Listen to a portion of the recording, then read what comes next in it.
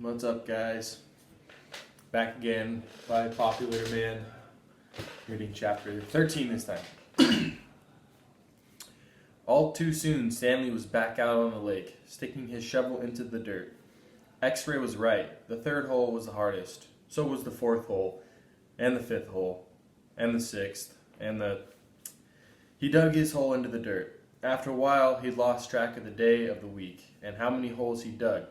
It all seemed like one big hole, and it would take a year and a half to dig it. He guessed he'd lost at least 5 pounds. He figured that in a year and a half, he'd be either in a great physical condition or else dead. He dug his shovel into the dirt. It couldn't always be this hot, he thought. Surely it got cooler in December. Maybe then they froze. He dug his shovel into the dirt. His skin had gotten tougher. It didn't hurt so much to hold the shovel. As he drank from his canteen, he looked up at the sky. A cloud had appeared earlier in the day. It was the cloud he could remember seeing since coming to the Camp Green Lake. He and the other boys had been watching it all day, hoping it would move in front of the sun. Occasionally it got close, but it was just teasing them. His hole was waist deep. He dug his shovel into the dirt. As he dumped it out, he thought he saw something glisten as it fell into the dirt pile. Whatever it was quickly buried.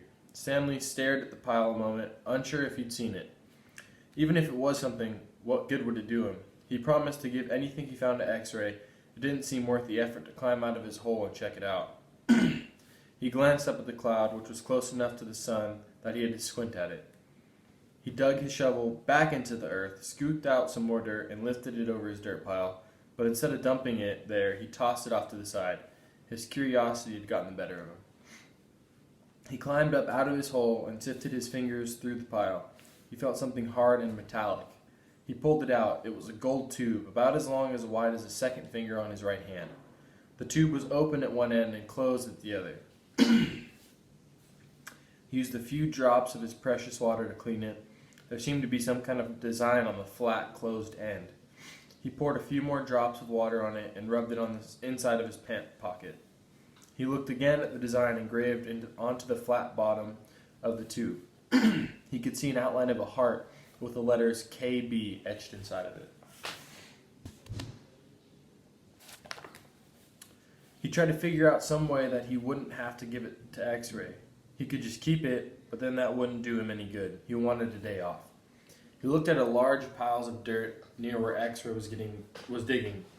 X-ray was probably almost finished for the day. Getting the rest of the day off would hardly do him much good. X-ray would first have to show the tube to Mr. Sir or Mr. Pendanski, who would then have to show it to the warden. By then, X-ray might be done anyways. Stanley wondered about trying to secretly take the tube directly to the warden. He could explain the situation to the warden, and the warden might make up an excuse for giving him the day off so X-ray wouldn't suspect. He looked across the lake towards the cabin under the 2 oak trees. The place scared him. He'd been at Camp Green Lake almost 2 weeks, and he still hadn't seen the warden. That was just as well. He could go his entire year and a half without seeing the warden. That would be fine with him.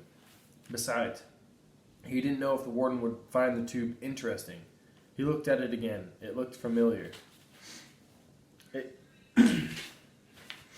He thought he'd seen something like it somewhere before, but couldn't quite place it. "What have we got there, caveman?" asked Zigzag. Stanley's large hand closed around the tube. "Nothing, just, It was useless. "I think I might have found something." "Another fossil?" "No, I'm not sure what it is." "Let me see," said Zigzag. Instead of showing it to Zigzag, Stanley brought it to X-ray. Zigzag followed. X-ray looked at the tube, then rubbed his dirty glasses on his dirty shirt and looked at the tube again. One by one, the other boys dropped their shovels and came to look. "Looks like an old shotgun shell," said Squid. "Yeah, that's probably what it is," said Stanley. He decided not to mention the engraved design. Maybe nobody would notice it.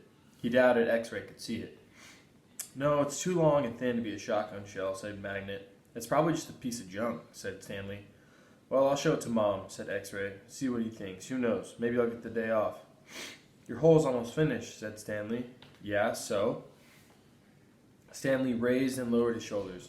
"So why don't you wait until tomorrow to show it to Mom?" he suggested.